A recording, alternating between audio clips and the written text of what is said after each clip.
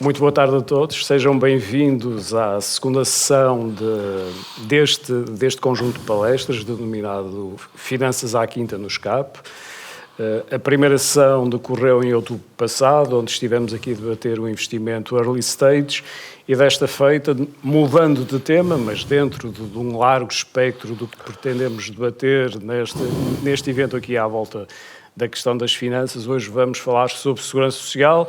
Mas antes de abordar e antes de convidar o Dr. Henrique Cruz a fazer-vos uma breve apresentação e depois podermos estar aqui a discutir à volta deste tema, permitam-me fazer a adequada apresentação do nosso convidado, que agradeço desde já. Obrigado, Henrique, por teres aceito estar aqui connosco no SCAP, uma escola de referência, permitindo a modéstia na área das ciências empresariais, e onde nós queremos que ganhe cada vez mais fôlego o debate à volta das finanças empresariais e das finanças no seu todo, e, portanto, enquadra-se aqui na perfeição a tua visita, enquadrar-se-ia sempre em qualquer circunstância, mas felizmente neste âmbito, e, portanto, ficamos muito felizes e muito obrigado uma vez mais. Permitam-me fazer aqui só uma breve apresentação do nosso convidado. O Henrique é licenciado em Economia pela Faculdade de Economia do Porto, é mestre em Business Administration and Management pela Universidade de Barcelona, pós-graduado em Risk Management e Banking pelo INSEAD, isto na ótica da sua formação core. Tem um conjunto de certificações vastas da área de Corporate Finance, na área da negociação, do Certified European Financial Analyst também, e para além desta profusão na sua estruturação de experiência, de certificação e formação, a sua experiência profissional é vastíssima e seguramente há aqui muito por onde falar com o Henrique, mas felizmente ele escolheu este tema. O Henrique trabalhou na Bolsa de Valores do Porto, no Banco Nacional Ultramarino, que já não existe, foi incorporado no grupo Caixa Geral de Depósitos, foi vice-presidente do Instituto de Gestão de Fundos da Segurança Social, penso que é esta a denominação, certo, Henrique? CEO da Finpro Sociedade de Capital de Risco, diretor-coordenador de Banca de Empresas na Caixa Geral de Depósitos, CEO da Instituição Financeira de Desenvolvimento, que é a entidade que deu origem ao Banco Português de Fomento, atual Banco Português de Fomento, CEO da Norgarante e administrador não executivo da Agrogarante, e ficaria por aqui, para não me estender mais. Também é conselheiro do programa Invest EU, não é? Da União Europeia, e, portanto, é uma vastíssima experiência profissional e em altos cargos de decisão. Mas hoje o Henrique vai falar connosco acerca do sistema português de segurança social e, sem mais demoras, pedia-te o favor de fazeres essa tua apresentação. Penso que tens uma apresentação ali. Sim. Se fizeres favor. Muito bem. Antes de passar ao púlpito, manter aqui ao mesmo nível, agradecer-te, Paulo, pelo convite. É um prazer estar aqui no SCAP. Eu devo dizer-vos que em 1987, quando fiz a minha candidatura ao ensino superior, coloquei lá duas opções. A primeira foi a Faculdade de Economia do Porto e a segunda foi o SCAP. Muito bem. E não foi ao contrário, por um episódio fortuito. Uma semana antes, 2 semanas antes da candidatura, cruzei-me no corredor da minha escola secundária, que era a Escola António Sérgio, em Vila Nova de Gaia, com a minha professora de francês, que me perguntou: então, vais concorrer a que curso? Vou concorrer a contabilidade, é o que eu gosto. É aquilo que eu mais gosto, eu me sinto à vontade. E ela disse: tu não vais nada a concorrer a contabilidade, tu vais concorrer a economia e se depois quiseres fazer contabilidade, vais fazer a seguir. Epá, eu estava a falar com uma senhora experiente, não é? E que eu respeitava muito, apesar de ser professora de francês. Não era insólito. E, portanto, fez-me mudar a opção, pus a economia em primeiro lugar e devo dizer que a entrada em economia foi por 2 décimas.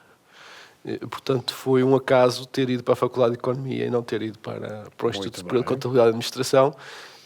E, portanto, não deixo de continuar a ter uma certa simpatia e um certo carinho pela instituição SCAP muito obrigado. Que me convida hoje. Dito isto, vou passar então à minha apresentação, se me permitem. Obrigado, Henrique. Antes disso, dizer-vos e pedir-vos, agradecer-vos pela compreensão de terem esperado por mim estes largos minutos. Eu vim da Rua Sá da Bandeira, e da Rua Sá Bandeira aqui nunca se sabe o que nos espera pela frente e, portanto, demorei um pouco mais do que o previsto. Okay. Escolhi esta máquina de escrever que é igualzinha à que tenho lá em casa. Ainda? É verdade. E foi aqui que eu comecei a estudar, foi com esta máquina de escrever. Portanto, achei graça quando encontrei este slide. É Olympus isto? Não percebi. É Olympus? Não é Olympus, mas é Azerty. Essa é porque... É Azerty, não é QWERTY, ok? É Azerty. Bem, parece que o texto está aqui um bocadinho mal formatado, mas acho que não deve ser nada. Quando o Paulo me convidou para vir aqui ao Escape, o primeiro tema que conversámos não era segurança social. Certo. Era alternativas de financiamento não bancário. Ok? Que é um tema que eu prossigo com algum interesse e que eu acho que faz falta em Portugal. Porque Portugal está muitíssimo dependente do financiamento bancário e eu acho que há mais vida para além do financiamento bancário e há, inclusive, necessidades das empresas portuguesas muito para além do financiamento bancário. No entanto, quando percebi que o Ricardo Lourdes ia estar cá a falar de Business Angels, disse, vão levar outra lição de financiamento e, portanto, achei melhor trocar o tema. E, portanto, entendi, até pela ordem do dia, hoje estamos a votar, ou já se votou na Assembleia da República, as diversas propostas de alteração das pensões. Foi publicado há 2, 3 semanas o chamado Livro Verde para a reforma da Segurança Social. O Livro Verde é o primeiro relatório de reflexão sobre a reforma da Segurança Social, ao qual se deve seguir um livro branco com propostas já em concreto e depois então a discussão formal entre os partidos para a reforma do Sistema de Segurança Social. Portanto, estamos a seguir um ciclo. Eu vou apresentar-vos aqui as propostas do Livro Verde também. E, portanto, achei que era um tema que valia a pena trazer aqui pela sua atualidade. Sem dúvida. A primeira parte da minha apresentação é bastante descritiva, mas eu vou deixar-vos ler à vontade e procurar não vos maçar demasiado, mas acho que é preciso conhecer o que é o Sistema de Segurança Social em Portugal, que não é só pensões. É muito mais do que pensões, ok? Nós temos 3 sistemas dentro da Segurança Social. E vamos ver a seguir que dentro dos sistemas há subsistemas. Ok? E em cada subsistema há um conjunto de prestações ou de benefícios previstos para atribuir aos cidadãos portugueses em geral. Ok? Portanto, não é um sistema só para reformados. É a primeira mensagem que vos queria deixar. Temos o sistema de proteção social e cidadania, que é, digamos, o nível básico, universal, que procura garantir direitos básicos aos cidadãos. Já vamos ver que tipo de benefícios estão incluídos naquele sistema. Depois temos o sistema previdencial, aí sim onde estão as prestações de reforma, de invalidez e de velhice. Okay? E depois temos uma coisa que eu acho que é mais programática do que real aos dias de hoje, que é o sistema complementar. Complementar porquê? Porque o sistema previdencial é o grosso da coluna, é dele que dependem os reformados em geral, e é um sistema gerido pelo Estado, em todas as suas áreas. E depois temos o complementar, no sentido de trazer a jogo os operadores sociais e privados. Por isso se diz complementar, e no complementar é onde estão os PPRs, é onde estão os seguros de capitalização, todas essas soluções complementares do sistema de segurança social. Claro que ele seguia para um conjunto de princípios, não vos vou amassar com isso, quem quiser vai ler a Lei 4 de 2007, que é a Lei de Bases da Segurança Social, são tudo princípios consensuais, todos nós queremos que funcione para toda a gente, a universalidade, procurar que toda a gente tenha acesso e que haja igualdade no acesso ao sistema, enfim, por aí adiante não vos quero amassar com esse tipo de questões. O sistema de proteção social de cidadania, portanto, procura responder a isto. Dar níveis mínimos de dignidade, de subsistência, às várias classes de cidadãos que temos entre nós, não só dar igualdade de oportunidades, como prevenir e procurar evitar situações de pobreza, portanto, compensar o rendimento das pessoas para evitar situações de pobreza. E depois a assistência à família, também tudo que é bónus de família, a parentalidade, maternidade. Vamos ver mais adiante em detalhe o que é que está ali incluído. Portanto, este é Proteção Social de Cidadania. Dentro deste sistema de proteção social de cidadania, temos então 3 subsistemas. O primeiro é o da ação social. Aqui funciona muito a parceria com as instituições do setor privado, misericórdias, IPSS. Funciona muito numa lógica de financiamento à exploração dessas instituições. Procura, naturalmente, combater a dependência, a exclusão, a vulnerabilidade social, intervém na área dos equipamentos sociais, de toda a sua natureza, independentemente da sua propriedade, portanto, envolve Estado, autarquias locais, instituições privadas de solidariedade social, sempre numa lógica de articulação, no sentido de atuar nas áreas da saúde e também da educação. Primeiro subsistema. Segundo subsistema, solidariedade. Estamos aqui a falar de procurar, compensar situações de carência económica. É por isso que incluímos aqui o rendimento social de inserção, o RSI, o complemento solidário para idosos, o CSI, os abonos de família, as bonificações na deficiência e as prestações sociais de inclusão, as PSI. Normalmente, estes abonos são sujeitos à chamada condição de recursos. O que é a condição de recursos? O requerente tem que demonstrar que não tem outros meios de subsistência ou que os meios de subsistência que tem não são suficientes para atingir um determinado threshold que, então, dá direito a estas prestações. Se quiserem interromper a qualquer altura, façam favor para que isto não seja um monólogo. O terceiro subsistema é o de proteção familiar.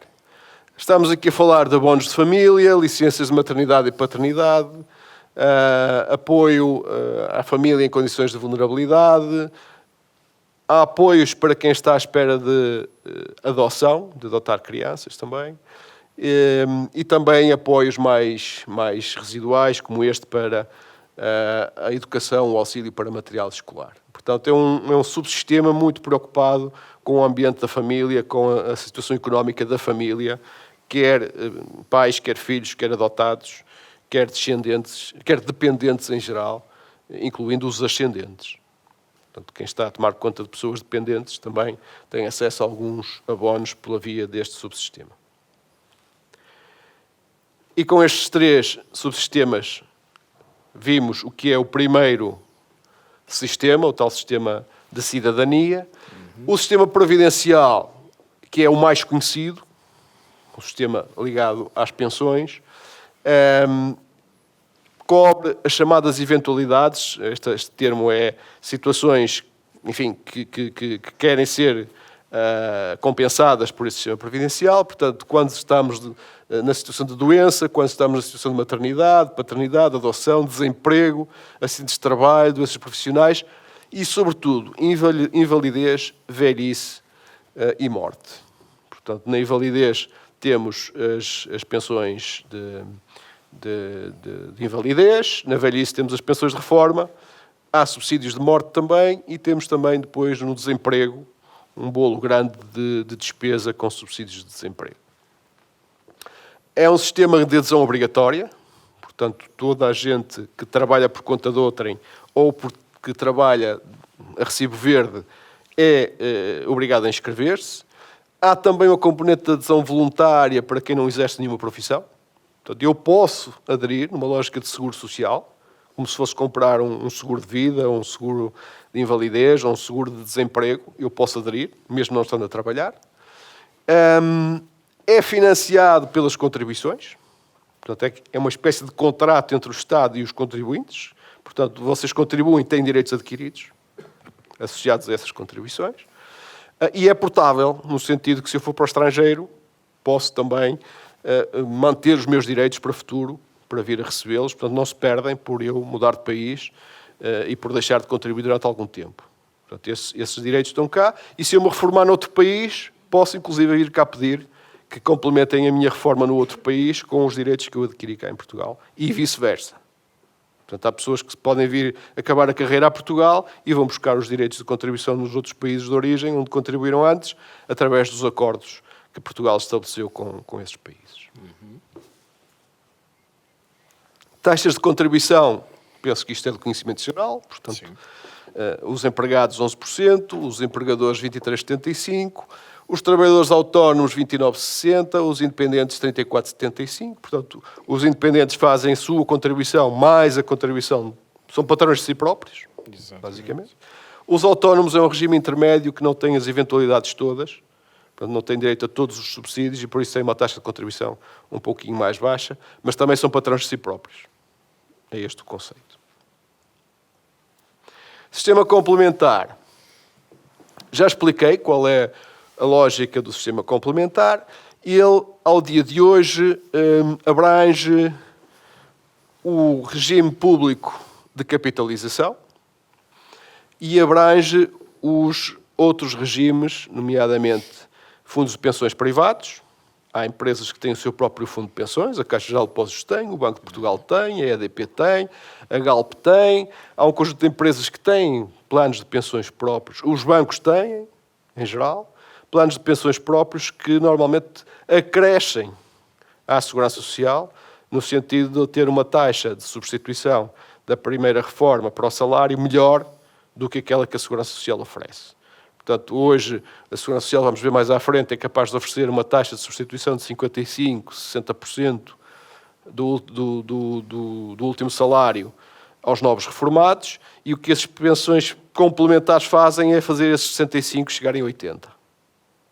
Okay? Porque há uma contribuição extra para o fundo de pensões que complementa o que é pago pela Segurança Social. E depois temos os PPRs também, de iniciativa individual. Tudo isso faz parte do regime, do sistema complementar. Queria aqui destacar muito em particular o regime público de capitalização, ao qual estive ligado desde a primeira hora e, portanto, tenho que falar dele por uma questão de carinho e alguma participação na sua concepção, porque eu acho que ele está muito pouco divulgado. Ele tem pouco mais de 10 mil aderentes. É um fundo que vale hoje 60 milhões de euros, bastante pequeno, e que me recordo na altura que, apesar da iniciativa que o Instituto de Gestão de Fundos teve de criar este sistema e de o divulgar, houve um certo receio político de afrontar as seguradoras. Ou seja, entendeu-se que podia haver uma queixa na Comissão Europeia no sentido de dizer que o Estado estava a oferecer um produto concorrente das seguradoras. E, portanto, não é por uma questão de tirar negócio uns aos outros, é mesmo por questões de mercado único europeu. Havia uma preocupação que podia haver uma queixa à Comissão Europeia por causa desta situação. E isso, de alguma forma, constrangiu a divulgação maior deste produto, que ainda existe hoje, e já agora que eu vos explico como é que funciona. Em cima dos 11% que nós contribuímos, obrigatoriamente, este sistema permite que se contribua mais 2, ou mais 4, ou quem tiver mais de 55 anos, mais 6, para um fundo de pensões de contas individuais. Enquanto a Segurança Social é um bolo comum, solidário, aqui é um sistema de contas individuais, cada um recebe o seu extrato bancário, como se fosse uma conta bancária, onde esses 2, 4 ou 6% são colocados e são investidos pelo instituto que gera o fundo de reserva. O mesmo Instituto de Gestão de Fundos faz a gestão deste outro fundo e faz os investimentos de acordo com a sua política de investimentos. Devo dizer que podem consultar o site da Segurança Social e há notícias recentes até sobre este fundo, que a rentabilidade tem sido muitíssimo interessante e bastante acima dos PPRs. É um fundo que tem apresentado bons resultados, desde logo por uma razão simples. Uma comissão média de um PPR hoje em dia anda sempre acima de 1%. 1,5%.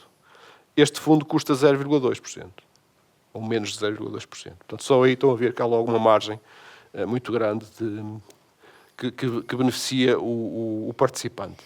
Henrique, se me permites, como é que se faz a adesão? É muito simples. Portanto, se forem ao site da Segurança Social, podem aderir e a única coisa que têm que fazer é mandar uma autorização de débito em conta. Portanto, não é a entidade que faz a retenção Não, dos 11% não. É completamente autónomo. É uma autorização de débito em conta. Ok. Portanto, a entidade patronal nem tem que ser chamada, nem tem que saber que estamos a contribuir. Creio que há 2 anos esta parte foi introduzida uma novidade na lei que permite que a empresa também contribua em nome do trabalhador. Muito bem. Portanto, eu posso aderir e dizer à minha empresa, olha, eu aderi, você não me quer pagar isso como um extra salarial? Muito bem. Isto é inclusive um regime fiscal benéfico para a empresa. Portanto, eu posso fazer 2 e a empresa faz mais 2. Ou eu faço 4 e a empresa faz mais 2. E, portanto, pode-se fazer uma vaquinha, perdoe-me a expressão, com a empresa. Mas, como digo, basta uma inscrição Muito bem. na Segurança Social e uma autorização de débito em conta. O Instituto de Gestão de Fundos manda cobrar todos os meses na conta bancária. É tão simples como isto. A partir daí, podem consultar na Segurança Social direta o vosso extrato de conta e, além disso, todos os anos, por alturas de fevereiro, recebem um extrato de conta em papel e uma folhinha a explicar qual foi a rentabilidade e qual foi o resultado do fundo e dos investimentos que foram realizados. A base de incidência continua a ser a remuneração de trabalho. A base de incidência é a mesma dos 11%. Ok. Se não formos inscritos na Segurança Social. Por exemplo, se eu for trabalhador de um banco e tiver um fundo de pensões, não estou na Segurança Social. Ou se eu for do Caixa dos Advogados, não estou na Segurança Social. Então sou eu que digo, porque a Segurança Social não tem que saber, sou eu que digo qual é a minha base de contribuição. Por exemplo, eu estive vários anos como requisitado a exercer funções noutra empresa, o meu salário na Segurança Social era do meu emprego de origem e eu disse-lhes, não, o meu salário efetivo é maior, eu quero contribuir sobre o que efetivamente ganho e como estou nesta altura, digamos, suspensas as minhas contribuições na Segurança Social, eu quero que a minha contribuição seja sobre este Muito valor. bem. Okay? Portanto, quem não está na Segurança Social ainda tem mais esta opção, que é poder dizer a minha base de contribuição é maior ou é menor, conforme quiserem. Sobre texto, eu acho que nós cobrimos o essencial. Vou agora passar a partes mais quantitativas, okay? Para vos dar um bocadinho de sensação do que é isto. Os números podem estar um bocadinho pequenos, mas eu procurei pintar de amarelo o que é mais saliente. Portanto, podem ver que isto é um quadro que está no relatório do Orçamento de Estado para 2025. Okay? Podem ver que para pensões, e dentro das pensões incluímos sobrevivência, invalidez e velhice, estão orçamentados 23, quase 24 mil milhões de euros para pagar em 2025. Pagaram-se, ou espera-se pagar em 2024, mais de 23 mil milhões de euros. É desta dimensão que estamos a falar. Isto vale 10% do PIB. Números redondos. Okay? Depois, subsídio de desemprego. 1.600 milhões de euros em 24 e também em 25. Devo-vos dizer que este tema do subsídio de desemprego é o chamado wild card. Eu assisti em 2002, quando o primeiro-ministro Durão Barroso disse na Assembleia da República que o país estava de tanga, a um disparo desta despesa com subsídio de desemprego, para o dobro. E isso fez com que o sistema passasse a ter saldos negativos. O sistema como um todo. E não se esqueçam que este subsídio de desemprego é financiado pelos 24,75% e pelos 11%. Okay? Portanto, não é orçamento de Estado. Vem das contribuições de cada um de nós para a Segurança Social. E eu estou a falar nisto porque 1.600 milhões de euros para subsídio de desemprego é uma bagatela aos dias de hoje. Okay? E, portanto, se nós, por azar, tivermos um problema com o turismo, outro dia fiquei a saber que o turismo já vale 20%, Sim. da nossa economia. Eu lembro-me que quando a construção chegou a 11% e houve um crash, foi um problemão. Houve vários grupos económicos, um deles muito conhecido, Soares da Costa é um exemplo acabado disso, Opoei é outro exemplo acabado disso, foram à insolvência e viu-se a crise que foi com 11% do PIB. Com 20% do PIB, não preciso continuar a explicar o que é o impacto no subsídio de desemprego, não é? E, portanto, é aqui algo que está muito tranquilo, muito simpático, mas orçamentar 1.600 milhões de euros para subsídio de desemprego é muito bom. Sem dúvida. É um cenário muito bom. E depois, um tema que também queria chamar a atenção é o tema da ação social. Estamos a falar em quase 3.700 milhões de euros. E chama a atenção disto por uma outra questão, que já agora os liberais são muito eu também sou, portanto, não tenho problema nenhum. Isto era para dizer. São muito essenciais, que é a eficiência. O Estado é um enorme parceiro do setor privado social, como já disse, misericórdias e PSS, mas eu não conheço nenhum estudo que mostre qual é a eficiência e a eficácia do uso desse dinheiro. E falo como voluntário de uma IPSS. Hoje, membro de um conselho fiscal, mas durante quase 20 anos, membro de uma direção de uma IPSS grande, servia 200 pessoas, 1 milhão de euros de orçamento. Mais de metade desse 1 milhão de euros vem do Estado, em subsídios à exploração. Eu não conheço nenhum estudo sobre a eficácia do uso desse dinheiro, sobre a eficiência do uso desse dinheiro. Não estou a dizer que ele não é necessário, nem que não é bem empregue. Nós estamos a falar de pessoas dependentes, de pessoas idosas, de pessoas que precisam muito destes serviços. Aliás, há déficit de oferta nesta área, mas eu acho que devia haver um bocadinho também de preocupação com a eficácia e eficiência do uso deste dinheiro. E foi por isso que eu decidi sublinhar aqui o tema da ação social. Do lado das receitas, queria chamar em particular a atenção para aquela rubrica das transferências do Orçamento de Estado para cumprimento da Lei de Bases da Segurança Social.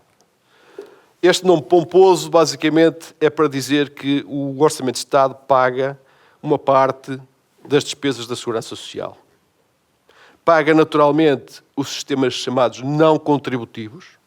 Portanto, o primeiro sistema que falámos, de cidadania, é muito comparticipado por dinheiro do Orçamento de Estado, porque são prestações não indexadas às contribuições, são prestações de natureza universal. Qualquer cidadão português tem direito a uma prestação que evite a sua situação de pobreza. Estamos a falar dos complementos sociais para idosos, dos rendimentos sociais de inserção e por aí fora. Portanto, são financiadas pelo Orçamento de Estado, não são financiadas pelos 34,75. Ok? Mas já estamos a falar de 9 mil milhões de euros. 9.200 milhões de euros no Orçamento de 25. É muito dinheiro. O que significa que, mais uma vez, se levanta, a meu ver, o tema da eficiência e da eficácia. Ok? Que é necessário, é bem empregue, mas será que está a ter resultados como esperados? Uma das coisas que se continua a falar é os níveis de pobreza em Portugal continuam a aumentar. Supostamente este dinheiro devia ser para evitar este tipo de situações. Portanto, quando eu falo de eficiência, não estou a falar de dinheiro mal emprego, estou a falar da agilidade das instituições que distribuem este dinheiro e dos resultados efetivos do uso deste dinheiro, nomeadamente na taxa de pobreza. O problema não se deve resolver só pondo mais dinheiro em cima. É esse o meu ponto. Este é o Orçamento da Segurança Social para 2025. Portanto, aqui estou só a chamar a atenção para a razão destas transferências da Lei de Bases. Já antecipei-me ao slide. Portanto, o tal princípio da solidariedade, toda a gente deve ser compensada em situações de dificuldade. Há aqui um tema também de equilíbrio financeiro, ou seja, há determinadas pensões que, porque as pessoas tiveram uma carreira curta de contribuições, não chegam aos mínimos dignos de pensão, e então o Orçamento de Estado transfere um complemento de pensão para que as pessoas tenham uma pensão mínima considerada digna, os tais indexante de apoios sociais. Portanto, esse dinheiro vem do Orçamento de Estado, não vem dos 34,75. Já falámos do serviço de apoio às instituições de solidariedade, apoio a populações específicas vulneráveis como idosos e deficientes e desempregados, e também, naturalmente, o Orçamento de Estado é usado por questões de coesão social. Okay? Nós queremos ter paz social, nós queremos viver tranquilos na nossa rua e não queremos que ninguém ao nosso lado esteja a passar dificuldades, porque se estiver, mais dia menos dia vai vir ao nosso quintal, porque tem que comer e tem que se vestir, não é? E agora vou introduzir o tema mais complicado e mais polémico da minha sessão de hoje, que é o financiamento. Como é que se paga isto tudo? Já vimos quais são os valores envolvidos, agora temos que ver de onde é que vem o dinheiro e como é que a carga contributiva está distribuída por nós. E desde logo, se isto é sustentável, que é um tema muito importante. Um breve contexto histórico para introduzir o tema do financiamento. Há aqui tendências estruturais que é preciso levar em conta, nomeadamente o tema do envelhecimento da população. Se temos mais pessoas do lado dos pensionistas, temos mais despesa com o pensionista e, portanto, há uma pressão maior em quem contribui. Temos também o tema do declínio dos sistemas familiares de apoio, a desagregação das famílias. Portanto, hoje em dia, as pessoas vivem mais isoladas, em termos de agregados familiares. Portanto, aquela ajuda meramente informal da família está cada vez menos presente. E, portanto, há mais demanda sobre o sistema de segurança social. E isto levou a que se levante temas sobre a sustentabilidade dos sistemas de segurança social. Temos duas respostas para este problema, ou para este tema do financiamento. Temos a resposta ou a proposta do Banco Mundial e temos a proposta da Organização Internacional do Trabalho. São duas visões diferentes sobre como se deve financiar as prestações sociais. E é sobre isso que eu vou passar rapidamente uma revista. Primeiro, a proposta do Banco Mundial. O que o Banco Mundial diz, temos que separar aqui duas coisas. Uma coisa é a poupança, um incentivo para que as pessoas tomem conta da sua vida, agarrem o seu destino, tenham as suas reservas, não dependam de terceiros, porque depender de terceiros coloca as pessoas dependentes da demografia, que é um fator que ninguém controla individualmente. Temos que separar isso do tema da redistribuição. Naturalmente que há pessoas que não tiveram as mesmas oportunidades ao longo da vida e que têm que ser de alguma forma compensadas por isso, e portanto há aqui um tema de redistribuição de rendimentos que a proteção social também atende. Portanto, há aqui estes dois focos que é preciso atender. E para responder a estes dois focos, o Banco Mundial diz que deve haver um pilar público obrigatório que paga toda a gente um mínimo de subsistência. E depois isto deve ser complementado com um segundo pilar de capitalização também obrigatório, porque as pessoas não devem ficar só agarradas aos mínimos universais. E depois um terceiro pilar opcional, complementar. Ok? E diz que o segundo e o terceiro pilares devem ser de gestão privada. E já vamos ver a seguir porquê. Esta é a proposta do Banco Mundial. E o Banco Mundial assenta muito aqui num tema que podemos dizer, enfim, uma forma um bocado brejeira de desconfiança face ao que é a gestão pública. Porque chama a atenção para o seguinte: as intervenções governamentais criaram importantes distorções à medida que os sistemas envelhecem. Porquê? Porque o nível de contribuições necessárias subiu e como há mais pessoas a receber, mais pessoas em idade idosa, a sua pressão sobre os políticos é maior. E, portanto, a tentação de não olhar à sustentabilidade do sistema para servir as pressões do grupo que agora é mais numeroso, a chamada conspiração grisalha, como dizia o secretário de Estado Ribeiro Mendes, o Banco Mundial entende que, por isso, devemos separar a gestão pública da gestão privada. Porque a gestão pública é, digamos assim, está exposta a este jogo de pressões. E daí que o Banco Mundial diga, sim senhor, gestão pública para aquilo que é igual para todos, gestão privada para aquilo que tem que ser sustentável. Que não pode estar à mercê das pressões e das conspirações grisalhas. E agora temos a perspectiva da OIT, que é uma perspectiva diferente. O que a OIT vem dizer é, atenção que isto não é só um tema de transferência de dinheiro. Há aqui mais do que isso. Portanto, as transferências as prestações sociais, que são transferências de dinheiro, devem também levar em linha de conta o risco de pobreza e o risco de perda de rendimento. Ou seja, eu posso, por vicissitudes da vida, não conseguir alimentar um segundo pilar e um terceiro pilar, porque não tenho capacidade para o fazer. E, portanto, há aqui uma componente mais social, ou socialista, ou social-democrata, como se queira dizer, que é defendida pela OIT, que diz, não, eu acho que as pessoas devem ter direito a uma redistribuição a seu favor, porque as vicissitudes da vida não lhes foram favoráveis. Ok? E, portanto, vem dizer, temos que atender a isto, tem que haver prudência, obviamente, neste tema, tem que haver controle, porque também acha, e agora vem a desconfiança do lado da OIT, a OIT diz, eu também desconfio dos mercados capitais. Porque o segundo pilar proposto pelo Banco Mundial e o terceiro pilar proposto pelo Banco Mundial, de gestão privada e capitalizada, fica necessariamente exposta às vicissitudes do mercado de capitais.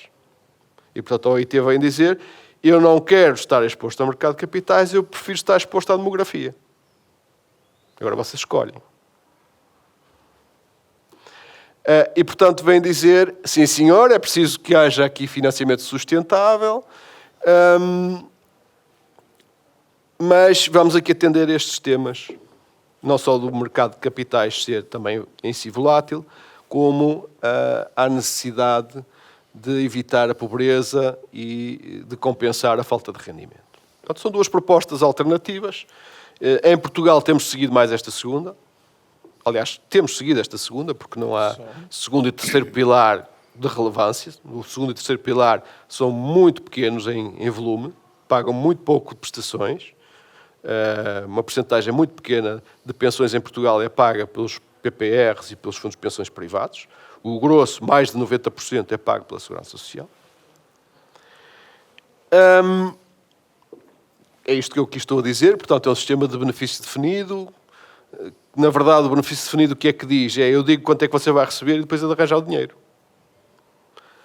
Por oposição à contribuição definida, que diz, você dá-me um dinheiro que eu sei quanto é e depois eu digo quanto é que você vai receber. Vai depender do investimento. Benefício definido, eu digo quanto é, depois é de arranjar o dinheiro. Contribuição definida, eu peço o dinheiro e sei quanto é que peço e depois vamos ver o que é que ele dá. Ok? Em Portugal temos então benefício definido, temos financiamento em repartição, ou seja, a tal história depois eu vou arranjar o dinheiro. Portanto, eu vou repartir os custos das minhas prestações sociais pelos contribuintes. Há aqui uma componente que tem crescido em dimensão de capitalização e de investimento em mercado de capitais, que é o Fundo de Reserva, Fundo de Estabilização Financeira, que já tem hoje 35 mil milhões de ativos. Isto já vale mais de 2 anos de pagamentos com pensões. Portanto, há aqui já uma componente também de capitalização no sistema português. E há aqui depois um tema que eu acho que está cada vez mais na ordem do dia, que é como é que nós conseguimos equilibrar mais a repartição e a capitalização no futuro. Porque nós hoje estamos muitíssimo dependentes da Segurança Social no que se refere a prestações sociais. Segurança Social e Orçamento de Estado naquilo que não é contributivo. E agora vamos passar um bocadinho à discussão do como é que nós estamos, ou seja, as pensões que pagamos são satisfatórias ou não são satisfatórias, e se não são, quer porque não são suficientes, quer porque não são sustentáveis, o que é que nós podemos fazer para resolver estas duas dimensões? E para isso eu vou começar apenas aqui com uma ilustração teórica de como é que se faz a gestão do dinheiro necessário para pagar prestações sociais. Este gráfico aqui da direita mostra-vos a linha azul, é uma relação muito simples, a chamada taxa Pay as you go. Pagamos à medida que vamos, avançando na idade. E que basicamente diz assim, se eu começar hoje um sistema novo, naturalmente que eu tenho poucos direitos adquiridos e eu vou pagar muito poucas pensões. Né? E, portanto, os meus custos são poucos relativamente às contribuições. Toda a gente está a contribuir, mas há pouca gente ainda com direitos para receber. Portanto, a taxa que eu preciso de cobrar é pequenina, é baixa, porque o que eu tenho para pagar é muito pouco. Portanto, eu consigo financiar no primeiro ano os pagamentos que tenho que fazer com uma contribuição muito pequena. Mas à medida que a população avança e vai contribuindo, tem direito a receber mais. E há mais gente a chegar à idade de receber. Portanto, essa taxa de contribuição vai aumentando. Portanto, em sistema teórico de equilíbrio, a taxa devia avançar de acordo com aquela linha azul. Crescer exponencialmente, atingir maturidade e depois estabilizar. Porque o sistema fica maduro e eu tenho que manter uma taxa constante, que é uma taxa de equilíbrio. Simplesmente, a gestão política disto é muito difícil. Porque imaginem o que era começar agora com uma taxa de contribuição de 1% e daqui a 10 anos dizer às pessoas agora tem que passar para 4%, e depois tem que passar para 8%, depois tem que passar para 12%. Subir taxas de contribuição é sempre muitíssimo mal recebido. Sobretudo se os acréscimos são muito abruptos. Então o que é que se faz normalmente? Começamos com taxas um pouco acima do necessário, que é o que diz aquela linha laranja, fazemos incrementos menores ao longo da vida do sistema, até atingirmos a taxa de equilíbrio, mas mais tarde. E o que é que isso significa? Significa que começamos acima do necessário e, portanto, há contribuições que estão a ser acumuladas, porque não são necessárias, e são postas no tal fundo de reserva. E eu, ao colocar aquele excesso de contribuições no fundo de reserva, e se eu investir esse fundo de reserva, os rendimentos que esse fundo de reserva gera permitem-me também diminuir a taxa necessária.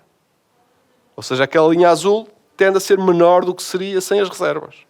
Porque eu vou buscar um rendimento adicional dos investimentos. E, portanto, nos primeiros anos eu faço acumulações, na segunda parte eu tenho que utilizar o dinheiro acumulado. E o que eu acho que se vê aqui em Portugal é que não se usa o dinheiro acumulado. Continuamos a guardar. Eu sei que o objetivo de chegar aos 2 anos não tinha sido atingido, foi atingido o ano passado. E, portanto, chegou a altura de confrontarmos com o que é que fazemos com as reservas acumuladas.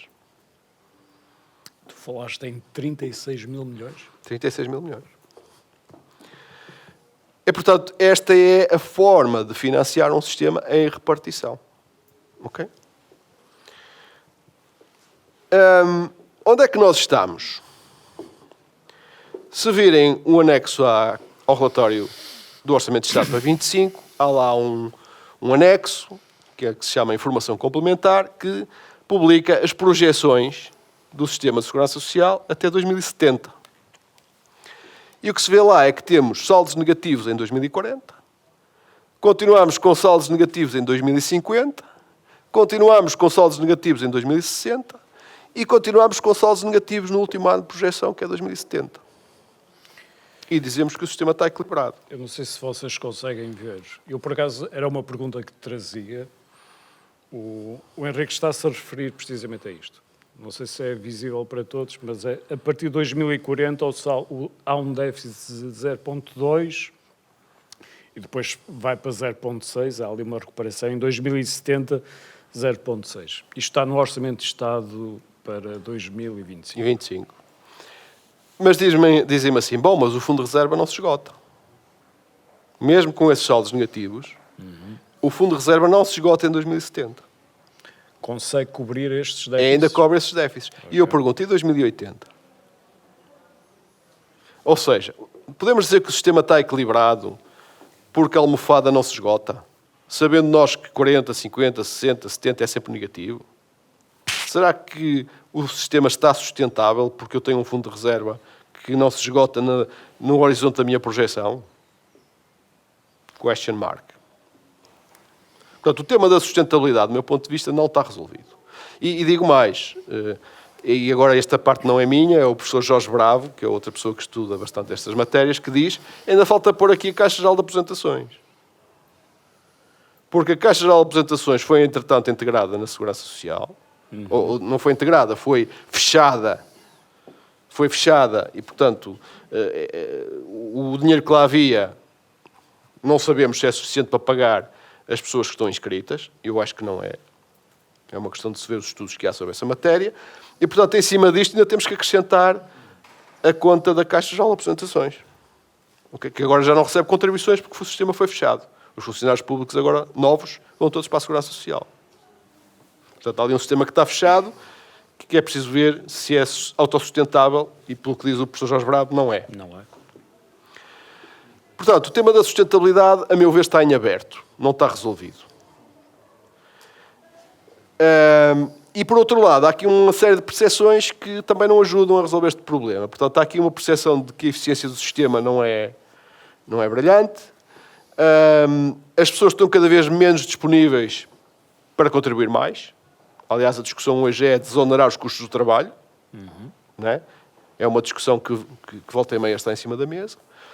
A sustentabilidade financeira é crítica para que uma população que está a envelhecer esteja sossegada, no sentido que vai ter reformas, não é? E depois há aqui o tema também, enfim, da tal gestão que o Banco Mundial chama a atenção, do esbanjamento, ou seja, a tal pressão da conspiração grisalha. Se o governo atrás do governo consegue gerir isto de forma racional ou se é permeável a pressões da classe mais numerosa, que hoje em dia é dos pensionistas. E depois há um tema também da adequabilidade. Ou seja, por um lado, há um question mark sobre a sustentabilidade do sistema, mas ainda há o outro lado da moeda, que é, mesmo assim, o que os pensionistas recebem é adequado. Certo.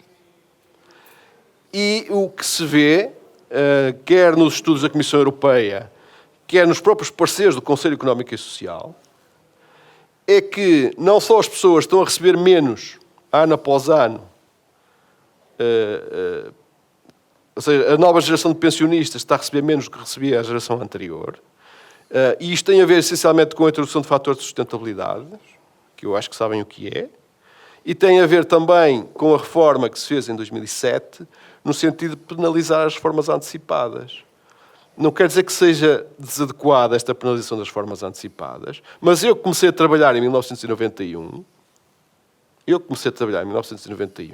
o que me diziam é que eu me podia reformar aos 65 anos. E agora não me posso reformar aos 65 anos. Portanto, isto também conta. O contrato social que fizeram comigo era para me reformar aos 65 anos. Portanto, em termos de adequabilidade, eu estou a receber menos que aquilo que me foi dito quando eu comecei a contribuir. E olhando para a frente, a Comissão Europeia vem dizer isto ainda vai ser menos. Porque a Comissão Europeia diz há um corte adicional de 6,2% a quem se reformar em 2062. E pode chegar a 11,2% se eu tiver o azar de estar 3 anos desempregado até 2062. Portanto, isto quer dizer, e depois o Conselho Económico e Social vem dizer que tem estudos que dizem que a relação entre a primeira reforma e o último salário pode ir abaixo de 50%. Pergunto eu, isto é adequado? Isto é satisfatório para um novo pensionista? É outro grande question mark que está em cima da mesa. Hoje em dia, Henrique, qual é a percentagem? Desculpa. Isso depende da carreira contributiva de cada um, mas um full career deve andar à volta dos 65%. 65%. E, portanto, um novo pensionista. Em 2045 cairia para 50% em termos médios. Muito bem. Aliás, basta ver os tais 11% que a Comissão Europeia chama a atenção. Não é? Estás-me a deixar ansioso. Estou a chegar ao fim. Se é esse o teu tema de estar a demorar muito. Antes fosse, também mas a ansiedade é de outro tipo. Mas acho que estás a deixar mais ansiosos os jovens. Eu sei que ainda está muito longe a idade de reforma, mas se... E é aí que eu vou pegar. Ok. Eu vou pegar no tema da partilha de riscos entre gerações. Porque quais são as soluções possíveis para isto? Para que nós ficamos sossegados com a sustentabilidade e tenhamos uma adequação satisfatória. Bem, isto não pode ser visto de forma parcial, não é? Temos que ver isto de uma forma holística. E o que um paper da já falecida e saudosa professora Teodora Cardoso que escreveu para o Conselho das Finanças Públicas, vem chamar a atenção temos que fazer uma solução, sim senhora, mas temos que olhar para os vários parâmetros do sistema de pensões, quer a idade de reforma, quer os incentivos ao prolongamento da vida ativa, abordar o tema demográfico, que é essencial a um sistema de repartição. A demografia. Nós, na verdade, a opção entre capitalizar, que é a opção do Banco Mundial, e a opção de repartir, é um tema de demografia. Queremos confiar na demografia ou queremos confiar no mercado de capitais? De forma muito simples, a escolha é esta. Quero confiar na demografia no sentido que os jovens vão pagar a minha reforma, vai haver jovens suficientes para pagar a minha reforma, ou quero confiar nos mercados de capitais e acumular por minha conta? A escolha é esta. E como todas as escolhas, a melhor é quando se faz um mix das duas. Certo. Não é? Por isso é que eu advogo que a capitalização tem que aumentar, porque ela hoje vale muito pouco em Portugal. As políticas económicas, portanto, isto não é só um tema de reforma, isso também é um tema do país. O crescimento económico é essencial para que haja pensões. Vamos ver isso já a seguir. E isto depois reflete-se na política orçamental, na medida em que o Orçamento de Estado tem uma contribuição importante na sustentabilidade do sistema. E ela também chama a atenção de quais são os requisitos para estas reformas. Reformas agora não no sentido de pensões, mas reformas estruturais. Devemos olhar mais para o longo prazo. Isto não podem ser medidas só de impacto de curto prazo. A informação deve ser transparente. Para quê? Para que, quando se faz a reforma, as pessoas adiram e percebam. Porque quando há reformas, há redistribuição. Tem que haver incentivos adequados. Vais ter mesmo que acelerar. Estou mesmo a chegar ao fim, faltam-me 3 slides, acho eu. Abordagem integrada, estabilidade e credibilidade.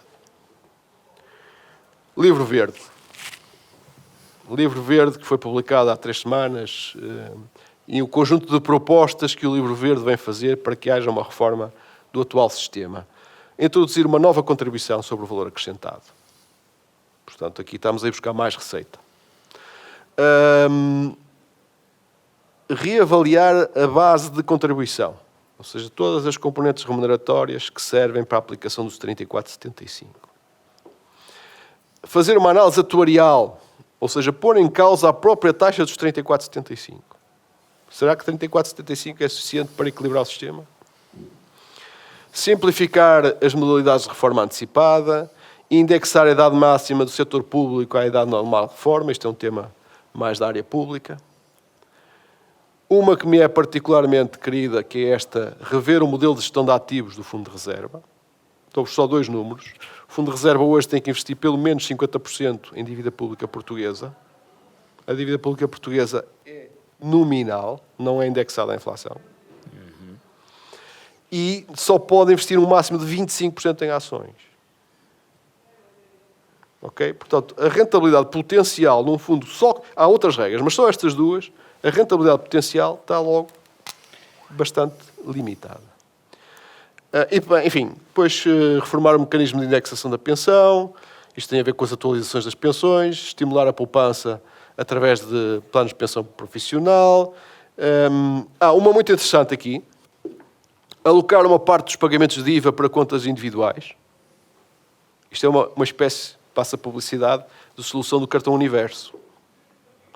Ou seja, quando vais às compras, uma parte vai para uma conta de poupança. E aqui é uma parte do IVA das tuas compras vai para uma conta individual. Pode ser o regime público de capitalização, como pode ser um regime privado. Um PPR, o que a pessoa escolher. Isto é uma excelente ideia, não te parece? Eu acho isto uma excelente ideia.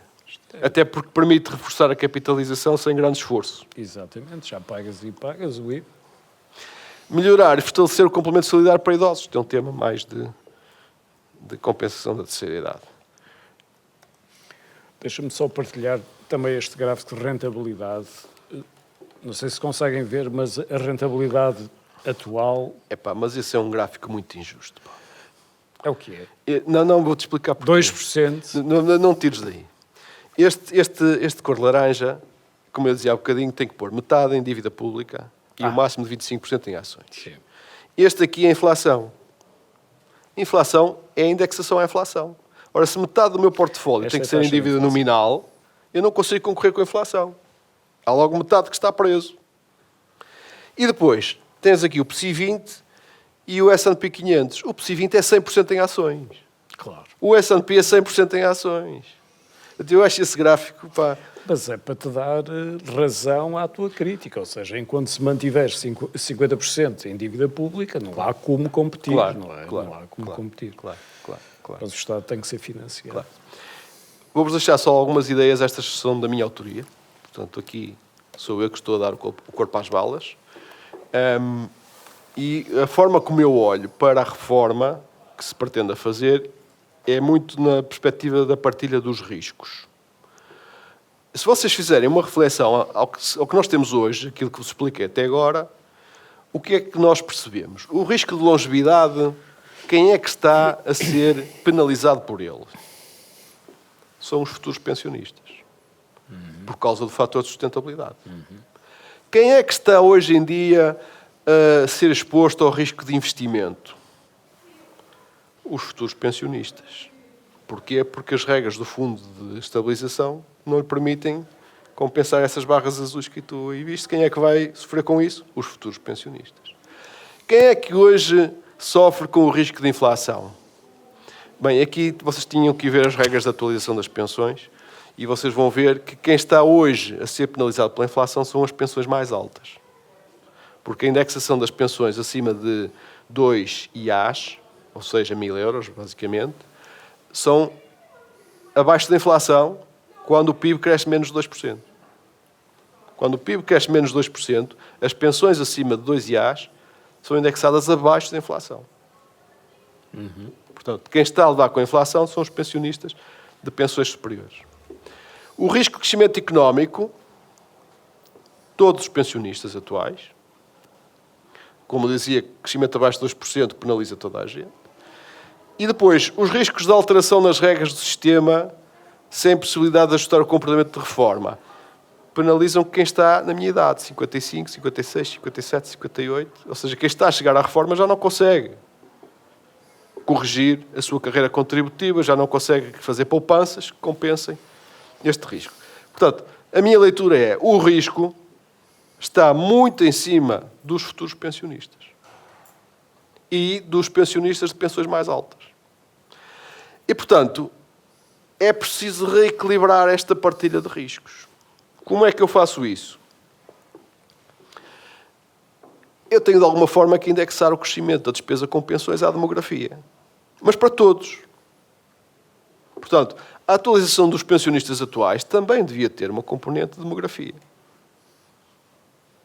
Se o rácio de pensionistas sobre contribuintes aumenta, eu não posso pôr a carga toda nos que estão a contribuir. Este risco também devia ser, de alguma maneira, partilhado. Os próprios empregadores, as empresas, também deviam ter uma taxa de contribuição que devia depender do crescimento económico. Porque quando há muito crescimento económico, há mais receitas. Portanto, deviam poder reduzir a TSU quando há crescimento económico forte. Não é? Enfim, o fator de sustentabilidade também, de alguma forma, dilui o esforço contributivo das empresas, porque vai pagar menos. A penalização de futuros pensionistas também parece-me que está, como já expliquei, exagerada. Portanto, devia haver também aqui um fator de indexação ao risco demográfico e à longevidade. E depois o tema da capitalização. Nós temos que reforçar o mecanismo de capitalização, seja ela solidária pública, que é o fundo que temos hoje, seja ela individual. Diga-se PPRs e regime público de capitalização, vulgo certificados de reforma. E o FEFS é um fundo de estabilização. Se é um fundo de estabilização, é para financiar a estabilização. Portanto, se eu tenho uma transição, eu devo usar o fundo de reserva para fazer essa transição. Sim, pá, isto é polémico. Claro que tem que ser uma transição pensada a longo prazo, não pode ser só para tapar buracos. Não é? Mas esta só me responsabiliza a mim. Não, e eu concordo com ela, mas é polémica. Não sei se vais ter reação do público, porque de facto pegar em 36 mil milhões de euros era uma solução fantástica para fazer essa revolução. Eu comentei quando cheguei, eu cheguei ao fim da apresentação, mas eu comentei com o Paulo quando cheguei que houve uma coisa que eu não consegui fazer e que gostava muito de ter feito, que era um Kahoot. Sabem o que é o Kahoot? Era chegado a esta altura e eu ia-vos mostrar quais são as 4 propostas que temos hoje na Assembleia da República em discussão para aumento das reformas para 2025.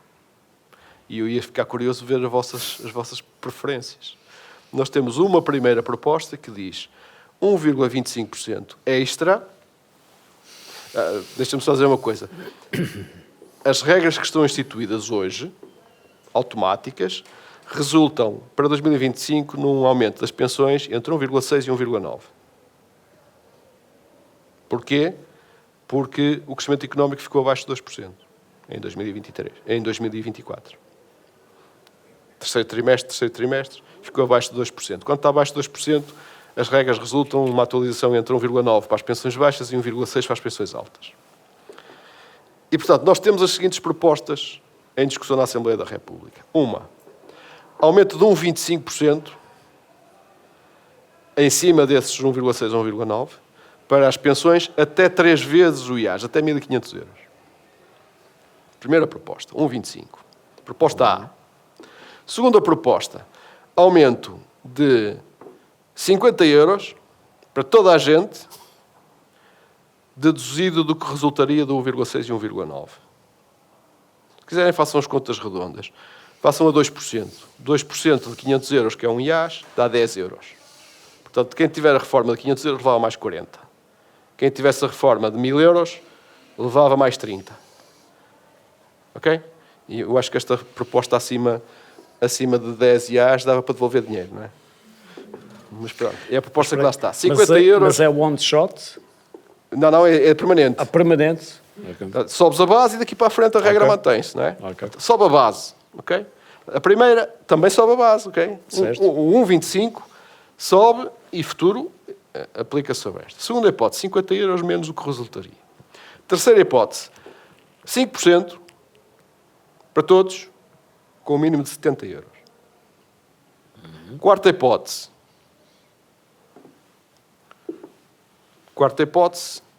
A quarta hipótese era... Portanto, temos um 25, 50 euros, 70 euros. A quarta hipótese era 1,5%, acho eu. 1,5% para todos. Em vez de ser só para os 3 primeiros escalões, era 1,5% para todos. Portanto, eu vou dizer de outra maneira. Proposta A, 1,25 até 3 IAs. Proposta B, 1,5 para toda a gente. Proposta C, 50 euros menos o que resulta dos 1,6 a 1,9. Terceira proposta, 5% com o mínimo de 70. Diga-me qual é a vossa escolha. Quem vota A? 1,25. Quem vota B? Já sei qual era. Não era. A minha quarta proposta não era 1,5%. Era suplemento extraordinário se houver dinheiro. Uma vez só. Que é do governo. Essa é conhecida. Para ser atribuída em setembro. Exatamente. Dava jeito Essa em setembro conhecida. do próximo ano. E, portanto, eu acho que... Pronto, não vos vou pôr a votar de braço no ar, que fica mal. Ainda por cima para um liberal estar a dizer para votar de braço no ar. Tu és liberal. Sou. E, portanto, deixo-vos só com esta reflexão de que o panorama é este, e é este apresentado no relatório do Orçamento de Estado, portanto, não é uma análise subjetiva, é o que está lá, em termos de projeções da conta da Segurança Social, em termos de adequação dos níveis de pensões calculados pela Comissão Europeia, pelo Conselho Económico e Social, e as propostas que hoje estamos a discutir. São estas que vos acabei de explicar. A palavra é tua, Paulo. Muito obrigado. Obrigado. Vou-te convidar a sentar uma vez mais. Henrique, muito obrigado pela tua apresentação, sobretudo por teres promovido aqui esta discussão e sobretudo, aumentares, como já te disse, o grau de ansiedade da plateia de todos nós.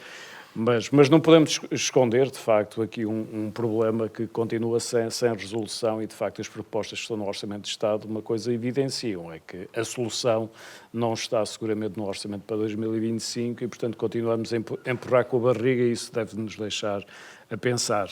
Eu abri agora um bocadinho à plateia, se tiverem alguma questão, colocar, e seguramente que têm, não se inibam e não sintam que todas as questões são legítimas. Qualquer dúvida que tenha sido suscitada, ou que já tinham, ou que foi suscitada por esta brilhante apresentação por parte do Henrique Cruz.